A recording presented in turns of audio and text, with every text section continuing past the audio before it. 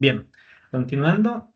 Bueno, ahora vamos a ver los factores mineralógicos y geoquímicos en la generación del drenaje ácido. O sea, factores eh, como externos que influyen en la generación de drenaje ácido minero. La intensidad del drenaje ácido minero de mina depende en gran medida de la caracterización mineralógica y geológica del material expuesto. En primer lugar, la mineralogía es crítica. Los relaves o estériles con alto contenido de sulfuros metálicos, especialmente pirita, tienen un alto potencial ácido. Otros sulfuros como la calcopirita o la arsenopirita, galena, por ejemplo, también contribuyen, pero su reactividad puede ser diferente. Em, entonces, diferentes sulfuros reaccionan a distintas tasas de oxidación. Sin embargo, la pirita es la fuente más eficiente de hidrógeno. Em, También la proporción de minerales neutralizantes como carbonato, por ejemplo la calcita o la dolomita, o silicatos básicos, pueden contrarrestar la acidez generada. Sin embargo, la capacidad neutralizante de los silicatos es mucho más lenta que la de los carbonatos, por lo que la presencia de estos últimos es preferible. Em,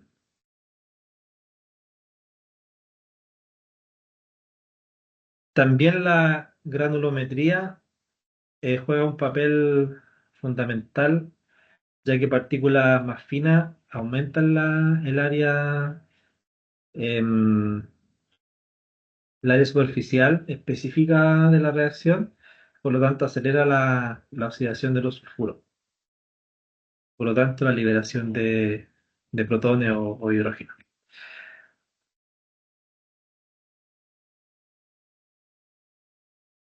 Ahora, desde un punto de vista eh, geológico, ¿qué es lo que ocurre? Que el fracturamiento del macizo rocoso aumenta el ingreso de oxígeno y agua, y esto va a favorecer la oxidación de sulfuro y va a generar caminos preferenciales para el drenaje ácido.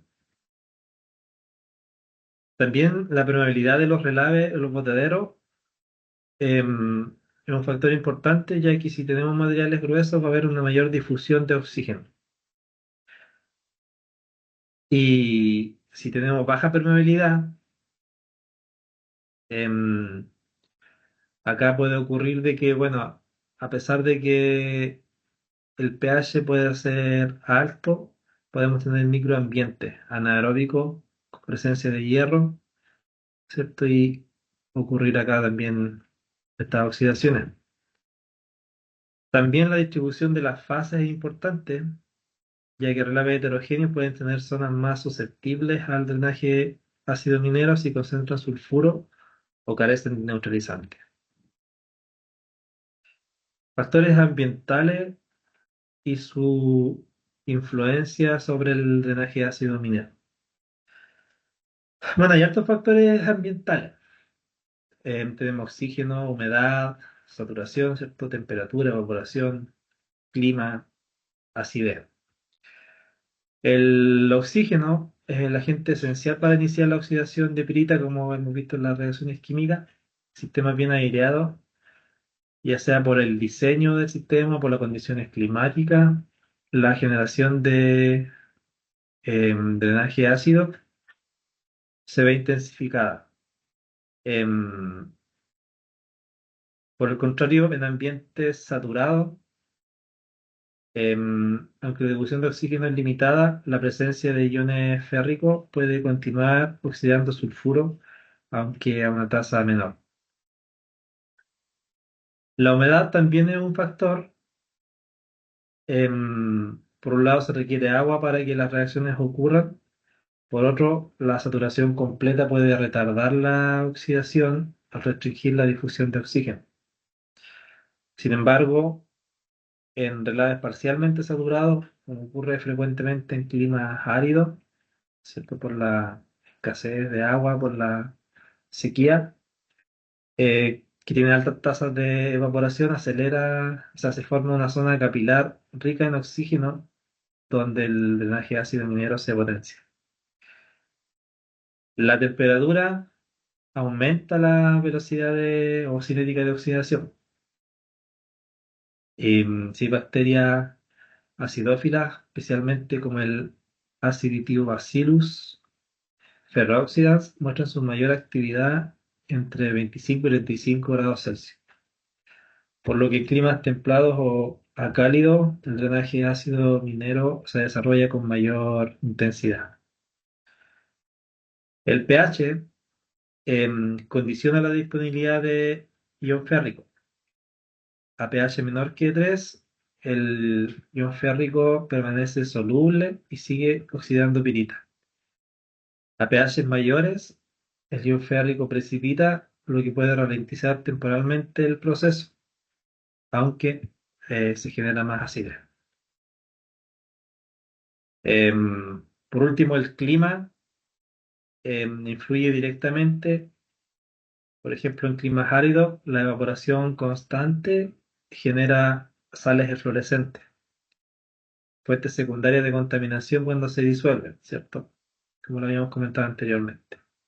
Y en climas húmedos, se puede extender si hay lluvias, por ejemplo, extender por escorrentía el drenaje de ácido minero, afectando cuerpos de agua que estén en zonas más distantes. Estos factores, ¿cierto? Combinados definen la tasa y extensión espacial del drenaje ácido minero, por lo que su monitoreo y control debe considerar tanto las características del material como las condiciones ambientales donde se desarrolla.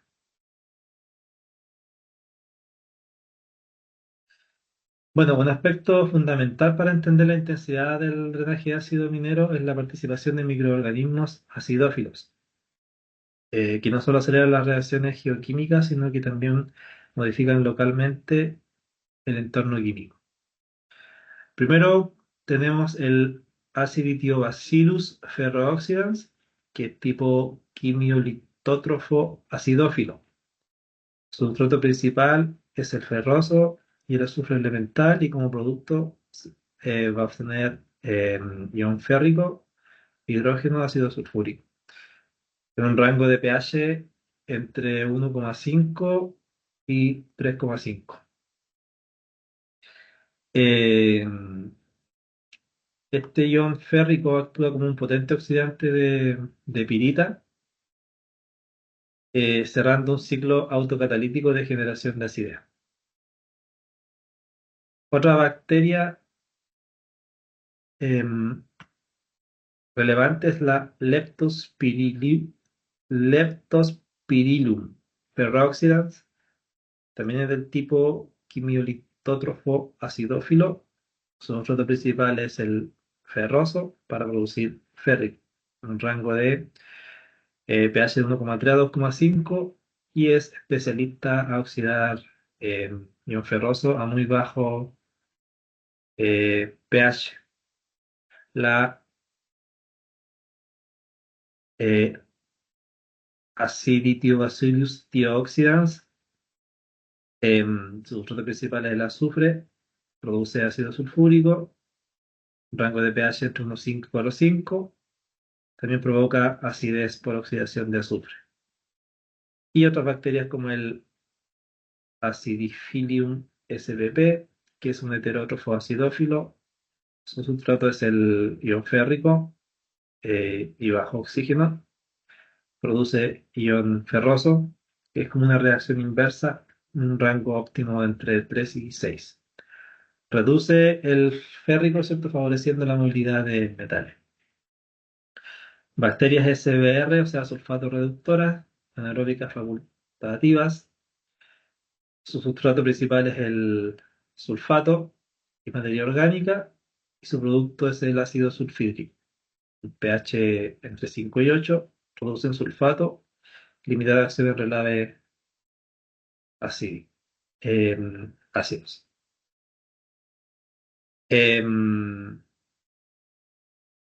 Bueno, Conclusiones, ¿cierto? Las dos primeras son los principales aceleradores del ciclo ácido. La tercera, ¿cierto? Intensifica la acidez oxidando azufre residual. El acidifilium SPP tiene un rol dual dependiendo del entorno de la reacción. Y por último, las sulfato-reductoras solo tienen relevancia en zonas anóxicas, sin oxígeno, ¿cierto? Y con disponibilidad de materia orgánica, por lo que su efecto mitigador es limitado en relave. O sea, no serviría que estuviese en esta, pero es muy difícil porque no tenemos materia orgánica y va a haber oxígeno presente. Zona microbiana y mecanismos de aceleración del drenaje ácido. La distribución de estas bacterias o microorganismos no es homogénea. Dentro de un tranque de relaves existe una zonación vertical donde predominan distintas especies y procesos según la profundidad y la disponibilidad de oxígeno. Em, por ejemplo, la superficie del relave, que es una zona que no está saturada y es aeróbica, tenemos alta difusión de oxígeno, pero aquí es la máxima actividad de estas dos bacterias. Va a haber una oxidación de ferroso y de azufre para formar protones y férricos. Y también hay precipitación de hidróxido de hierro y sales fluorescentes. Luego tenemos el frente de oxidación, que es una zona de transición donde la actividad microbiana es máxima, en esta zona de acá.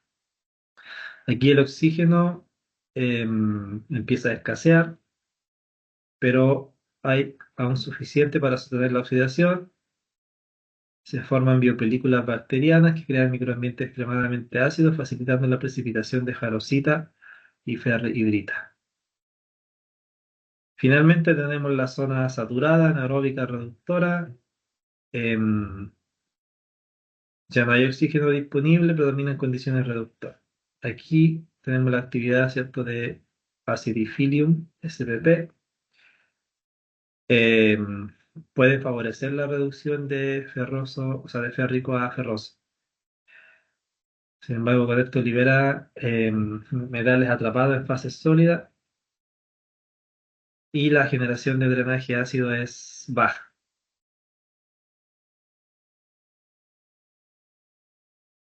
Esta zona o zonación nos ayuda a entender por qué el drenaje ácido minero puede continuar incluso si controlamos el oxígeno en superficie. El sistema sigue activo a distintas profundidades con distintos actores microbianos.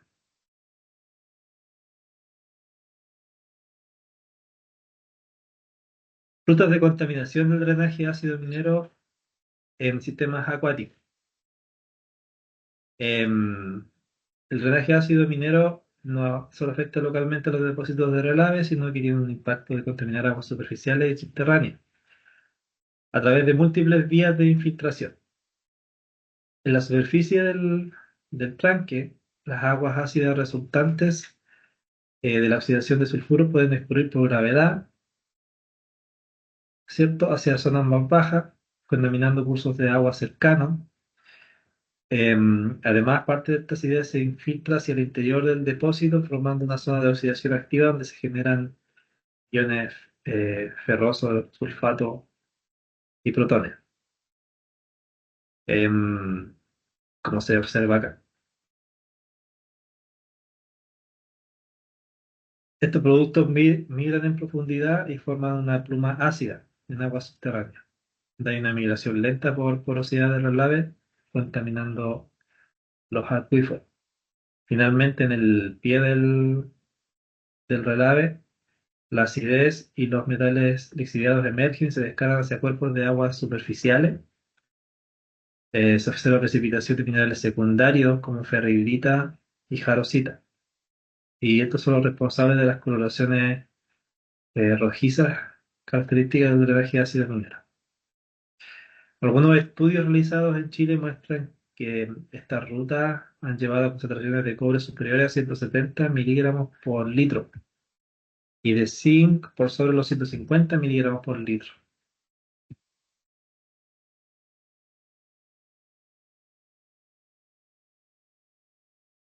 En, en cuanto a la movilidad, toxicidad de los metales en ambientes afectados por el drenaje ácido. El cobre tiene un pH de máxima movilidad de menor a 4. Su toxicidad relativa es alta y se puede retener de forma moderada en fases secundarias, como por ejemplo en el hidróxido de hierro y en la jarosita. El zinc, a pH menor a 5, su toxicidad es moderada, principalmente en organismos acuáticos, y su retención es alta, en jarosita y en ferritita. El plomo, en un pH menor a 3,5, una toxicidad muy alta, es neurotóxico, ¿cierto? Se retiene, su retención es alta, precipita como sulfato de plomo y tiene una absorción fuerte. El arsénico eh, va a depender del reo, pH menor a 6, tiene una toxicidad muy alta, es carcinógeno y su retención es variable, se puede absorber en hidróxido de hierro, pero si este se reduce se puede liberar. También tenemos cadmio a pH menor a 5, su toxicidad es alta, problemas a los riñones y a los huesos, su retención es baja, es muy móvil en ambientes ácidos. El hierro, pH de movilidad menor a 3, toxicidad es baja, pero el problema del hierro es que acidifica y va a precipitar como hidróxido de hierro.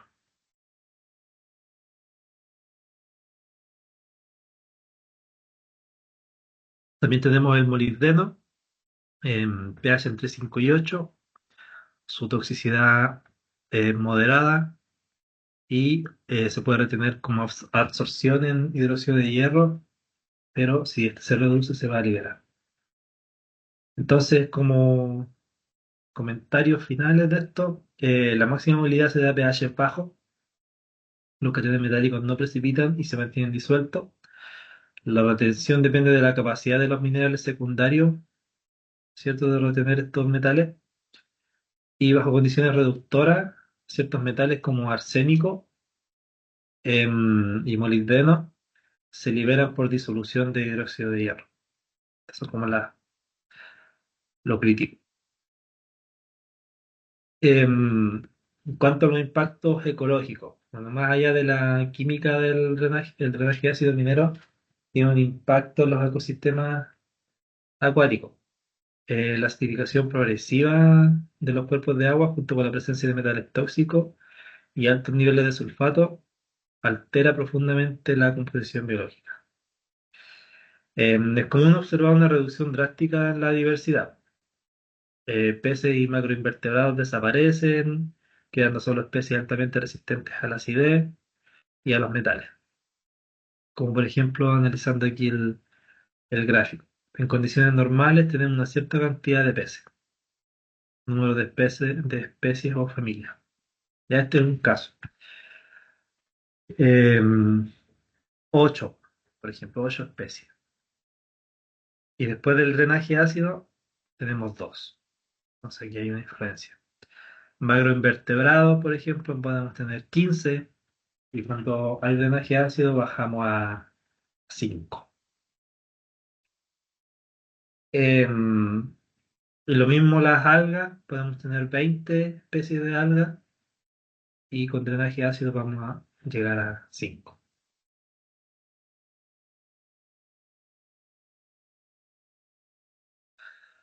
Ahora, en cuanto a la longevidad o cuánto tiempo puede durar un drenaje ácido en agua, podemos observar esta secuencia. Em, Analizando, por ejemplo, desde el inicio de la oxidación hasta la formación de las sales eflorescentes, pueden pasar 5 años. Los primeros meses hasta un año vamos a tener la primera parte de donde está la oxidación de pirita y liberación de iones ferrosos, sulfatos e hidrógeno y vamos a tener acidez localizada.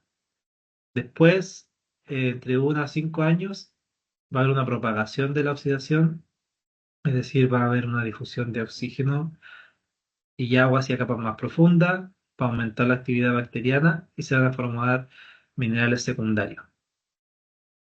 Em, Luego, ¿cierto? Va a haber la formación la formación de la pluma ácida, em, ya que este ion ferroso va a migrar hacia zonas saturadas, o sea, a formar esta pluma em, subterránea en metales y acidez. Y va a haber un inicio de la lixiviación hacia aguas subterráneas. Luego, ¿cierto? Va a continuar la generación sostenida de flujos ácidos, va a haber un agotamiento de la capacidad neutralizante, por lo tanto el NPR va a disminuir, vamos a llegar a valores menores que uno, por lo tanto va a haber formación de drenaje ácido y va a haber una descarga continua de este drenaje hacia cuerpos de agua y va a haber una persistencia por décadas. Después de varios años más van a aparecer las sales eflorescentes. Estas sales eflorescentes, ¿cierto? Ya expliqué un poco qué tipo de sales son. Son sales de algunos halógenos, por ejemplo, puede ser la jarosita, los halógenos como el potasio, calcio, em, los cuales, bueno, son potasio, calcio, hierro, sulfato, que es una estructura química bien compleja, y estas se van a formar y pueden emigrar a la superficie por la evaporación del agua en zonas secas. Y aquí van a haber ciclos de evaporación y humedad, ¿cierto? Porque al evaporarse van a llegar a la superficie, pero después si llueve van a irse de nuevo hacia las capas subterráneas.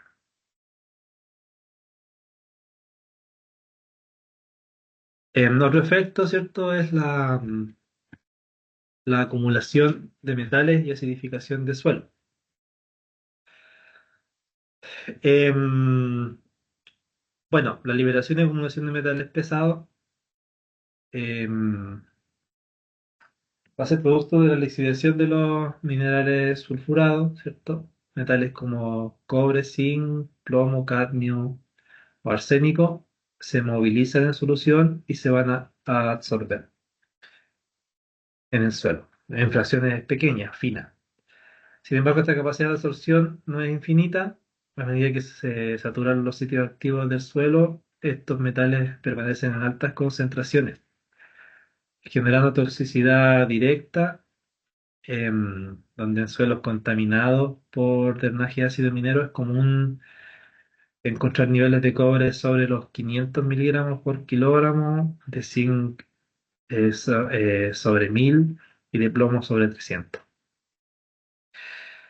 Estos eh, son valores que están muy por sobre los umbrales de seguridad para suelos agrícolas. Paralelamente, la acidificación progresiva con pH que puede descender por debajo de los 4 del valor 4 degrada la estructura química del suelo, eliminando su capacidad buffer y afectando la estabilidad de minerales y nutrientes.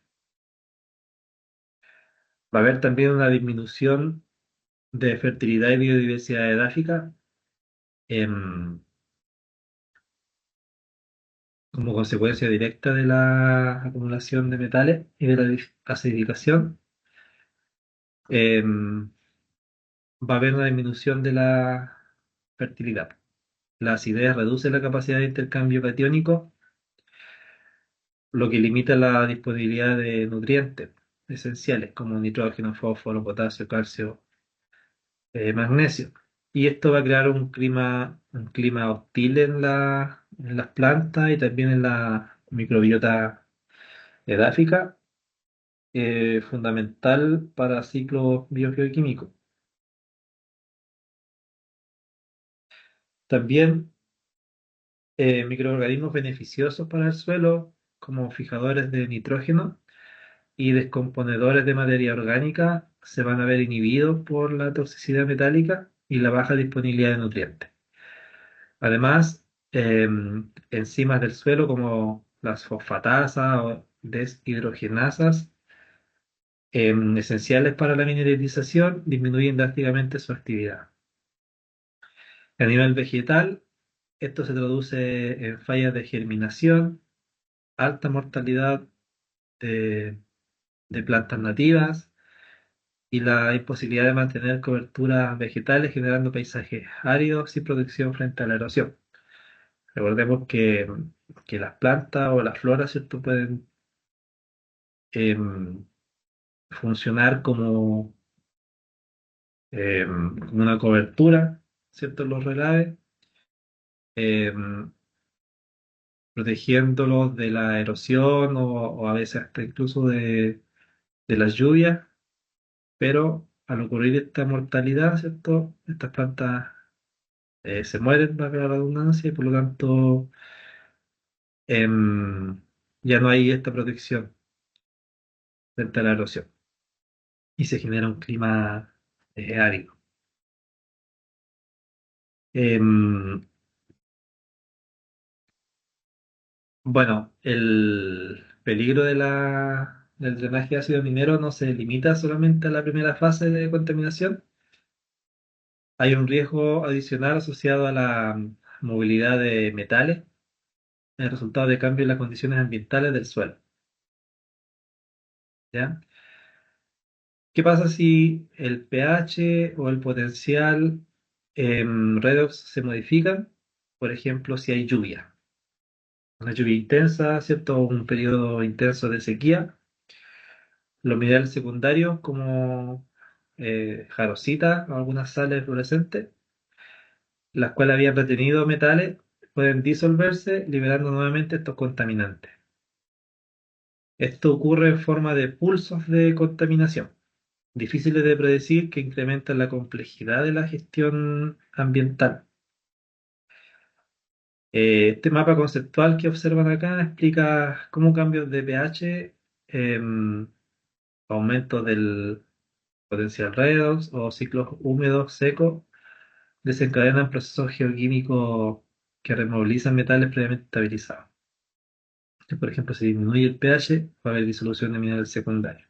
Si aumenta el redox, va a haber oxidación de sulfuro residual. Y este ciclo húmedo seco, ¿cierto?, que provoca variaciones de pH y potencial redox, provoca solubilización de sales fluorescentes y liberación de metales, los cuales después migran, ¿cierto?, hacia aguas cercanas o capas profundas, y estos metales son tóxicos.